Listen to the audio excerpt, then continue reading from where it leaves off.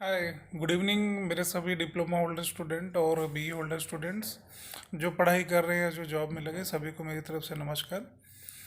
और आज का ये जो मेरा वीडियो रहेगा, ये एक इसका टॉपिक ऐसा है कि जब आप इंजीनियरिंग कर रहे होते हैं, खास करके स्टूडेंट्स के लोगों के लिए है, जो लोग पढ़ाई कर रहे हैं, जो इंजीनियरिंग ग्रेजुएट में इधर डिप्लोमा ग्रेजुएट हैं, सभी के लिए, और जो मास्टर डिग्री भी कर रहे हैं उनके लिए भी है।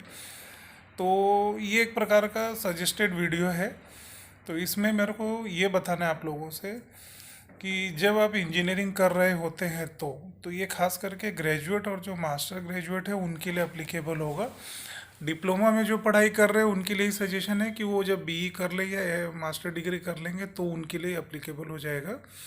और बात ये है कि गवर्नमेंट जो नेशनल लेवल के एग्ज़ाम्स होते हैं, जो गवर्नमेंट सेक्टर के एग्ज़ाम होती है उनके लिए बताना है, और जो पब्लिक सेक्टर यूनिट के एग्ज़ाम्स होती हैं उनके लिए जॉब है ये। उसके अलावा बहुत सारे सेमी गवर्नमेंट भी जॉब होती हैं जो कि आप लोगों को पता भी होगा, नहीं पता होगा तो मैं आप लोगों को बता देता हूँ। तो उनसे रिलेटेड है। अब सजेशन मेरा ऐसा है कि जब आप इंजीनियरिंग के जैसे थर्ड ईयर, खास करके सेकेंड ईयर तक छोड़ दीजिए, अगर आप सेकेंड ईयर से भी चालू करना चाहें तो कर सकते हैं, लेकिन जब आप थर्ड ईयर फोर्थ ईयर में आ जाते हैं तो इन सब एग्ज़ामों के सिलेबस उठा करके उनके हिसाब से आप अपनी पढ़ाई पैरेलल उसी के हिसाब से चालू कर दीजिए।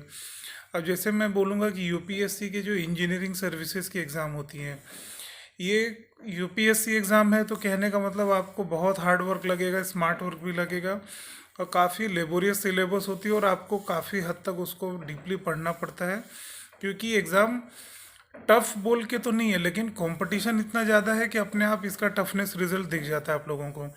हर साल इसमें 7-8 लाख 5 लाख, या चलो 3 ही लाख पकड़ो, 3 से 4 लाख लोग हर साल बैठते हैं, लेकिन सिलेक्शन नॉर्मली 300 400 500 इसी तरह हर साल सिलेक्शन होती है। तो जिस साल मैंने इसकी एग्ज़ाम दी थी 2007 और 8 में कंटिन्यू दी थी, 2009 में भी दी थी, लेकिन अनफॉर्चुनेटली मेरा सिलेक्शन नहीं हो पाया था।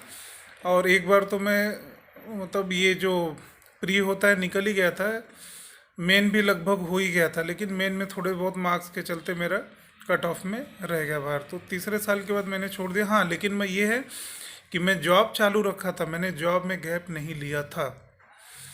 तो इसके लिए मैं क्या सजेस्ट करता हूँ कि जब आप ग्रेजुएशन में रहे ना, सेकेंड ईयर के सेकेंड सेमेस्टर के बाद आप अपनी तैयारी चालू कर दीजिए। क्यों?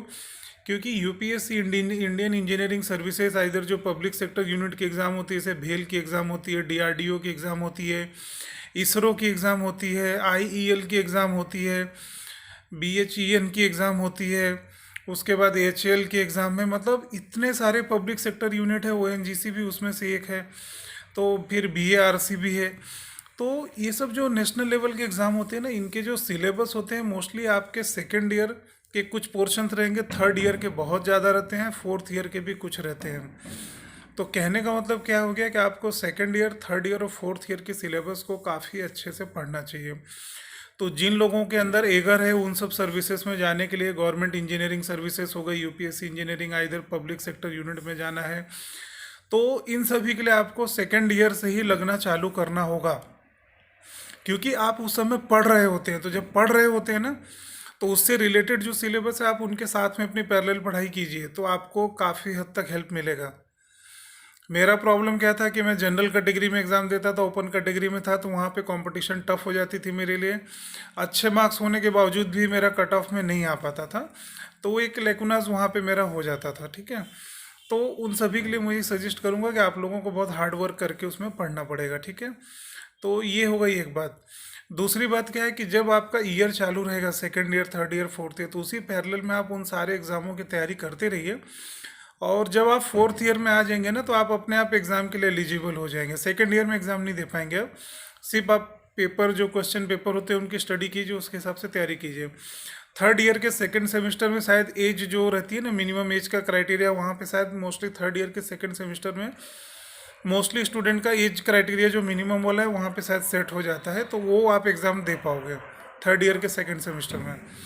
और फोर्थ ईयर आते आते तो ऑलरेडी आप अप्लीकेबल हो ही जाते हैं, जो उनका मिनिमम एज क्राइटेरिया है। ठीक है, तो मैं यही सजेस्ट करूंगा, बहुत ही रिक्वेस्ट करके बोल रहा हूँ कि अगर इन एग्ज़ामों में अगर आपको सक्सेस लेना है, बहुत ही टफ कंपटीशन के बावजूद भी अगर आपको सक्सेस लेने का ईगर है, तो आप second year, third year, fourth year में पैरेलल अपने उन सिलेबसों की स्टडी करो। क्योंकि उन एग्ज़ामों की जो सिलेबस होती है ना, वो आपके इंजीनियरिंग के ही सिलेबस का 90% रहता ही रहता है। कुछ 10% कुछ एडवांस टेक्नोलॉजी से रिलेटेड या एडवांस स्टडी रहती है, जो कई यूनिवर्सिटी में रहती है, कई यूनिवर्सिटी में वो सब्जेक्ट नहीं रहते हैं। तो वैसे सब्जेक्ट्स को आप गूगल के थ्रू पढ़ सकते हैं। मैं जब एग्ज़ाम देता था ना, उस समय सोशल मीडिया, गूगल वीगल का एक सब स्कूल बहुत कम होता था। क्यों? क्योंकि मोबाइल में सब एप्लीकेशन नहीं थे, तो साइबर कैफ़े में जा जा के पढ़ना बहुत मुश्किल था। तो थोड़ा बहुत ये सब चीज़ों का भी इश्यूज उस समय होता था। लेकिन आज आपके पास तो गूगल हर हाथ में, हर मोबाइल में, हर जगह है, तो आप अच्छा पढ़ाई कर सकते हैं। ऑनलाइन स्टडी भी करके आप इसमें काफ़ी अच्छा एक रिजल्ट्स ले सकते हैं। इस मेहनत का फल आपको मिल भी सकता है। हाँ, लेकिन अगर आपने 4 साल का ग्रेजुएशन पूरा कर लिया, फिर आप सोचेंगे जॉब में रह के कर लूँगा ना, तो जॉब में रहकर करने वाले लोग भी सक्सेस हुए हैं, ऐसा नहीं है। बहुत लोग हुए हैं, यूपीएससी में हो रहे हैं, इंजीनियरिंग सर्विसेज में हो रहे हैं, पब्लिक सेक्टर यूनिट में हो। लेकिन आपको टाइम का जो कंजप्शन है ना, बहुत लिमिटेड हो जाएगा। और आपके ऊपर क्या है, दिन भर जॉब का बोझा रहेगा, शाम के बाद फिर पढ़ाई करेंगे, रात को कब खाना खाएंगे, कब सोएंगे, तो वो क्या एक स्ट्रेसफुल हो जाता है। हाँ, बहुत कोई ब्रिलियंट है, कोई बहुत टैलेंटेड है, किसी का दिमाग बहुत ज़रूरत से ज़्यादा कैपेबल है, तो वो लोग क्या करते हैं, 2-4 घंटे भी शाम को पढ़ लेंगे जॉब से आने के बाद, तो उनका सारा काम हो जाता है। लेकिन बहुतों को क्या है, बहुत मेहनत करके पढ़नी पड़ती है, उसको सिलेबस को मेंटेन करने के लिए, सभी चीज़ों को याद रखने के लिए उनको बहुत हार्ड वर्क करना पड़ता है, दिमाग पे बहुत, मगज पे बहुत लोड लेना पड़ता है। तो ये आदमी आदमी के ऊपर निर्भर करता है कि उन्हें किस हिसाब से तैयारी करनी है। लेकिन मैं मेरे हिसाब से इसलिए बता रहा हूँ, क्योंकि मैं जब जॉब करके भी उसकी तैयारी कर रहा था ना, तो मुझे टाइम कम, क्योंकि मैं उतना टैलेंट या कोई बहुत ज़्यादा मेगा माइंड नहीं था मेरा, तो मुझे मेहनत करके करना पड़ा था। यहाँ तक कि मैंने एनटीपीसी की एग्ज़ाम भी पास कर ली थी, मेन भी पास हो गया था। लेकिन जब वो मेरिट रैंकिंग हुआ, तो उस समय कुछ कंबाइंड मेरिट बनाने के चक्कर में वो जो मेरा ओरिजिनल रैंक था मेरी कैटेगरी में, वो 233 नंबर था, और जब जनरल मेरिट कंबाइंड मेरिट बनी तो वो 600 के बाहर चला गया। तो जो मिनिमम क्राइटेरिया जो सीट्स थी ऑल ओवर इंडिया 500 थी, तो मैं अपने आप बाहर हो गया। तो चलो, वो बदनसीबी थी उस समय की मुझे, ठीक है, जो भी रूल रेगुलेशन था वो तो फॉलो करना था गवर्नमेंट का। तो वो एक चोट वहाँ पे हो गई थी, ठीक है। और इसमें ये खास आपको ध्यान रखना पड़ेगा कि ये जो एग्ज़ाम होती है ना, ये तो इंजीनियरिंग बेस्ड एग्ज़ाम रहेंगे, तो आपको इंग्लिश में ही पूरा प्रिपरेशन करना पड़ेगा। इसमें आपको दूसरा ऑप्शन नहीं मिलेगा, आपको इंग्लिश में ही एग्ज़ाम देनी होगी। ये ना सोच के चलिए कि हिंदी में दे सकेंगे, आपको ये एग्ज़ाम पूरी की पूरी इंग्लिश में देनी पड़ती है। इसमें थ्योरेटिकल क्वेश्चन भी रहते हैं, जिनका आपको डिस्क्रिप्टिव आंसर लगना है, न्यूमेरिकल्स भी रहते हैं, न्यूमेरिकल्स में देना पड़ता है। जो प्री एग्ज़ाम है वो सारा ऑब्जेक्टिव रहता है, लेकिन उसके बाद जो मेंस एग्ज़ाम होती हैं उसमें सब रिटर्न एग्ज़ाम बहुत रहती हैं, सब रिटर्न टाइप की होती हैं, ठीक है। तो मैं ये नहीं कहूँगा कि यूपीएससी इंजीनियरिंग सर्विसेज इधर पब्लिक सेक्टर यूनिट की एग्ज़ामें टफ होती है, टफ नहीं होती। कंपटीशन ही इतना ज़्यादा होता है ना कि नंबर ऑफ, मतलब एक एक मार्क्स पे इतने सारे स्टूडेंट होते हैं ना, कि सोचिए उनकी रैंकिंग करनी बहुत हार्ड हो जाती है। तो इसके लिए जब वो लोग ये सब चीज़ों का फॉर्म भरवाते हैं ना, तो उसमें बहुत सारी चीज़ों का ऑप्शन देते हैं कि आप स्पोर्ट्स के हैं, ये है, वो है, आपके पास कुछ एक्स्ट्रा है, कुछ ये तो वो लोग उसकी भी रैंकिंग उसमें करनी पड़ती है उनको। तो ये सब चीज़ें भी मेरिट रैंकिंग में उनको काम आ जाती है। स्पोर्ट्स कोटे का खास करके मिल जाता है, बहुतों को मिल जाता है, बहुत एग्जाम में, ठीक है। तो और रही बात जो पब्लिक सेक्टर यूनिट की है, तो बहुत सारे पब्लिक सेक्टर यूनिट खुद की एग्ज़ाम भी ऑर्गेनाइज करते हैं वो लोग। जैसे एनटीपीसी हो गई, भेल हो गई, या कुछ और भी इंडस्ट्रीज़ हैं, तो वो लोग क्या करते हैं, डीआरडीओ, इसरो, तो ये लोग खुद का भी एग्ज़ाम निकालते हैं। जैसे उनके यहाँ रिक्वायरमेंट आती है ना, तो खुद का भी एग्ज़ाम वो लोग कंडक्ट करते हैं। तो पीएसयू में बहुत सारे लोग क्या करते हैं, गेट के स्कोर को भी कंपेरेटिव करके ले करके उसको आगे टैली कर लेते हैं। लेकिन जिनका गेट का स्कोर नहीं भी होता है, तो वो लोग उनके रिटर्न एग्ज़ाम के थ्रू भी उसमें अप्लाई करके, सक्सेस करके, जाके इंटरव्यू दे करके, अच्छी रैंकिंग होने के बाद उनका सिलेक्शन ऑटोमेटिकली वहाँ पे हो जाता है। लेकिन सजेशन मेरा यही देना था कि आप लोग जो पढ़ाई कर रहे हैं ना, जब आप सेकेंड ईयर में रहते हैं, थर्ड ईयर में होते हैं ना, तभी उसकी मेहनत करके पढ़ाई आप चालू कर दो। क्योंकि जो मेहनत करने वाले लोग हैं, जिनको मेहनत करके सक्सेस मिल रहा है ना, उनके लिए बहुत ज़रूरी है कि वो लोग अपना ग्रेजुएशन के टाइम पे ही वो पढ़ाई चालू कर दें।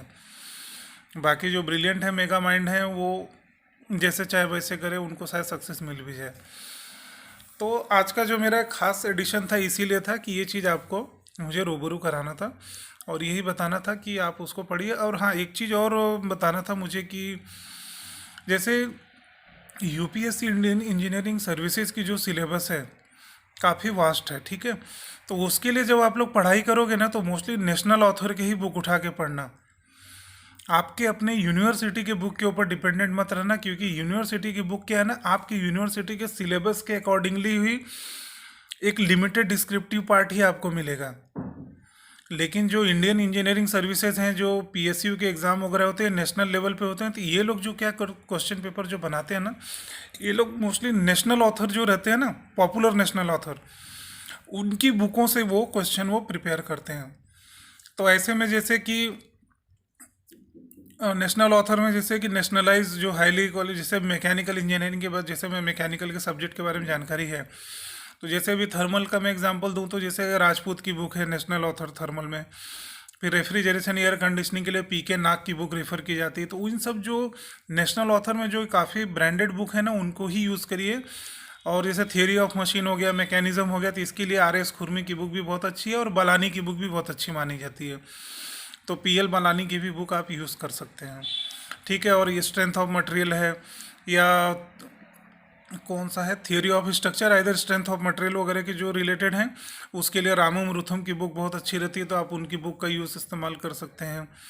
और रेफ्रिजरेशन का हो गया, थर्मोडायनेमिक्स के लिए आपके पास नाग की भी बुक होती है, राजपूत की बुक है, तो आप उनको रेफ़र कर सकते हैं। तो ये सब जो नेशनल ऑथर की बुक्स हैं, खास करके मैकेनिकल के लिए बता रहा हूँ, क्योंकि इसका मुझे पता है इसलिए बता रहा हूँ। तो इसके लिए आपको उन्हीं लोगों की बुक ही यूज़ करनी चाहिए। और रही बात जैसे अब इलेक्ट्रिकल इंजीनियरिंग देखो, उनके तो उनके नेशनल ऑथर अलग अलग हैं, तो वो उनके भी ऑथर का यूज़ करके, लेकिन कहने का मतलब क्या है कि आप नेशनल ऑथर के ही रेफरेंस की बुक पढ़िए, क्योंकि वही आपको हेल्पफुल मिलेगा। और कई बार ऐसा भी होता है कि नेशनल ऑथर की बुक में जो एक्सरसाइज के लिए जो क्वेश्चन होते हैं ना, वो सेम सेम कॉपी करके भी वो लोग वहाँ पे चिपका देते हैं। उसमें आपको कोई चेंज नहीं मिलेगा। बहुत सारे क्वेश्चन मैंने देखे हैं यूपीएससी इंजीनियरिंग सर्विसेज में, इधर वहाँ पे, तो वो लोग क्या करते हैं, जो हाईली रिकमेंडेड नेशनल ऑथर है ना, उनके एक्सरसाइज के क्वेश्चन भी दे देते हैं। और कई बार क्या होता है, जो सॉल्व एग्जाम्पल होती है ना उन नेशनल ऑथर के बुकों में, तो उसमें से भी वो सेम सेम क्वेश्चन उठा के वहाँ डाल देते हैं। कभी कभी कोई कोई एग्जामिनर न्यूमेरिकल वैल्यू चेंज कर देगा, लेकिन क्वेश्चन डिक्टो डिक्टो वही वो कॉपी पेस्ट कर देते हैं। तो इसके लिए मैंने बोला कि नेशनल ऑथर की बुक आप पढ़ेंगे ना, तो आपको बहुत हेल्पफुल मिलेगा। और ये मेरा वीडियो खास करके उन्हीं के लिए बनाया जो बीई की पढ़ाई कर रहे हैं, जो second year, third year, fourth year में, उन्हीं के लिए है। और जो मास्टर डिग्री में है, जिनको नेशनल एग्ज़ाम देनी है ऑल इंडिया लेवल की, तो वो उनकी भी तैयारी करके वो कर सकते हैं। लेकिन करिकुलम की पढ़ाई के साथ करेंगे तो रिजल्ट्स आपका बहुत बेहतर हो सकेगा। जॉब करके करने के लिए लक फैक्टर बहुत इंपॉर्टेंट होगा, या आपका कैलिबर इंपॉर्टेंट करेगा कि आप कितने टैलेंटेड, आप कितने मेगा माइंड है। और 2 घंटे की पढ़ाई करके आप 6 घंटे का ही सिलेबस कवर कर लेंगे, that is too much good.